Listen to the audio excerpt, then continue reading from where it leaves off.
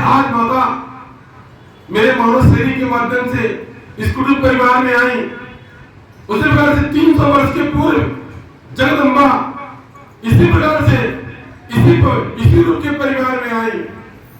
इसी कारण मुझको यानी माता जी को आना पड़ा, इस कुटुंब परिवार में आना पड़ा। इसका कोई खास उद्देश्य है, यानी जगदम्बा जब 300 वर्ष के पूर्व जब आए थे डेरा में दरबार बनाने के लिए, रचना रचने के लिए, उनको बड़ा अपमान हुआ था, बड़ा तिरस्कार हुआ था, बड़ी अवहेलना हुई थी। समाज में जनमानस में उनको प्रेम नहीं मिला था, सम्मान नहीं मिला था, उनकी इच्छाओं की पूर्ति नहीं हुई थी, और जिस कारण स्वयं जगदम्बा अत्यंत दुखी हुई थी।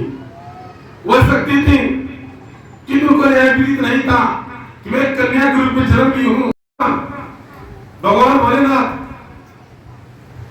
मां विंध्यवासिनी ने, दोनों ने उत्तर दिशा में जन्म लिया, एक गरीब परिवार में जन्म लिया। इसके उपरांत माता ने अपनी रचनाओं को रचा। जगदम्बा महामाया जिनका पार्वती माता के नाम से दरबार बना, यानी बचपन से केवल एक ही स्वप्न देखती, उनका विवाह हो रहा है, उनका विवाह हो रहा है। इसके अंदर इसी यानी बार बार एक ही स्वप्न को देख करके उनके मन में कौतूहलपन होता, किसी से बताती, उनका अपमान होता, तिरस्कार होता, कोई समझता नहीं। उनका बड़ा तिरस्कार हुआ, बड़ा अपमान हुआ। जब वह समय आ गया, जब जगदम्बा का माता पार्वती का अंतिम समय आ गया, जिस प्रकार से एक गरीब माता पिता एक एक वस्तु को एक एक सामग्री को पहले से बिटिया गिराए के लिए यानी खरीद करके रखते हैं। उसी प्रकार 300 वर्ष के पूर्व जगदम्बा माता पार्वती के माता पिता एक एक वस्तु को खरीद करके रखे थे, और जब उस विवाह का समय उनको रात में ध्यान हुआ, और ध्यान में उन्होंने देखा मेरा विवाह हो रहा है, कल निश्चित है। उस समय भगवान का देव नाम था, यानी विवाह हो रहा है और मुझे कहीं कहीं जाना है। प्रातः काल उस तमाम वस्त्र आभूषण को धारण कर लिया। उस समय को जो भी वस्त्र आभूषण था उस कन्या रूप उन्होंने धारण कर लिया, घर से निकल गए। जिस प्रकार से कुछ सवार हो जाए, उसी प्रकार से माता स्वयं उस मृतक शरीर में यानी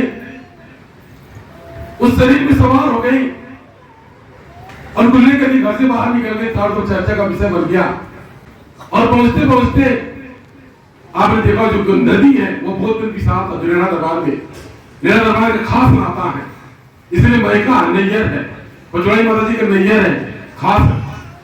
वो नदी था, देखा था बच्चा, उसको पार करने के लिए माता ने नाव का सहारा लिया और नाव से पार उतरी। तो बच्चा उनको बोध हो गया, ज्ञान हो गया, यानी जिसके साथ मेरा विवाह होना भाग्य नहीं है, मैं विवाह कैसे करूं।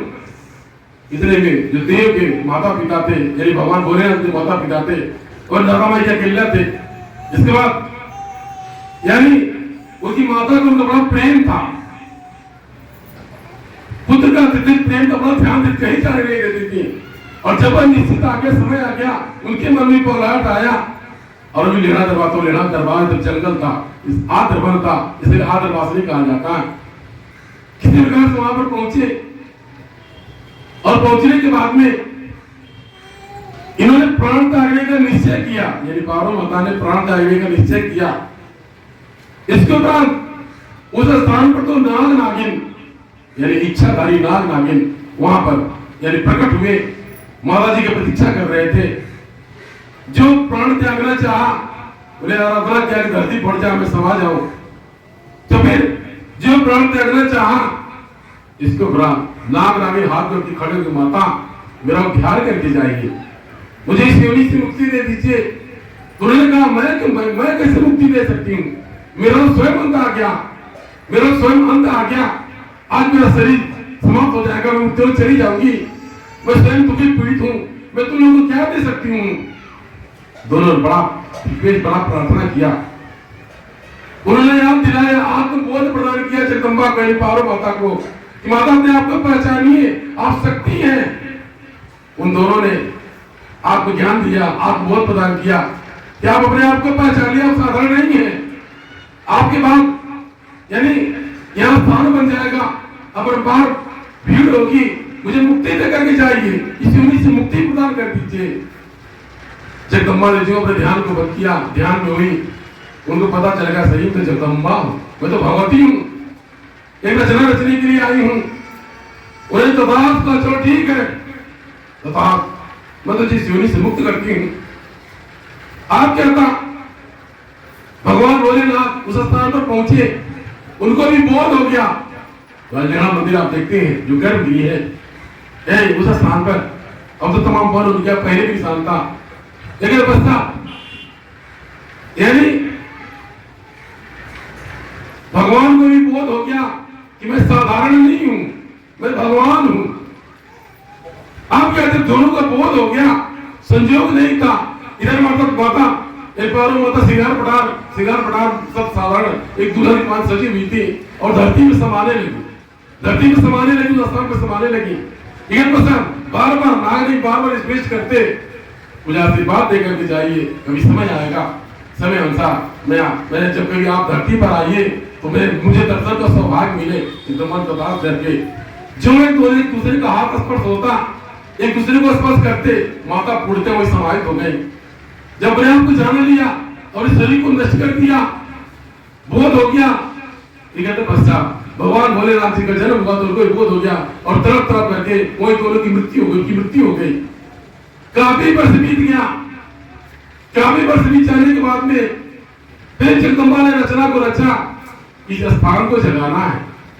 एक बच्चा जगदम्बा ने महात्मा के भेष में, एक साधु महात्मा के भेष में एक स्वयं अवतरित हुई और उस स्थान को जाकर के पूजा पाठ, साधु महात्मा पूजा पाठ करने लगे।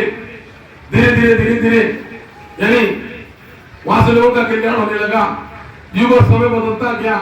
इतने वर्ष बीत गए, इतने में जब से जगदम्बा मानो काफी दिन से प्रतीक्षा कर रही थी कि पठन पाठन खत्म हो जाए, पढ़ाई लिखाई खत्म हो जाए मेरा और भैया जी का।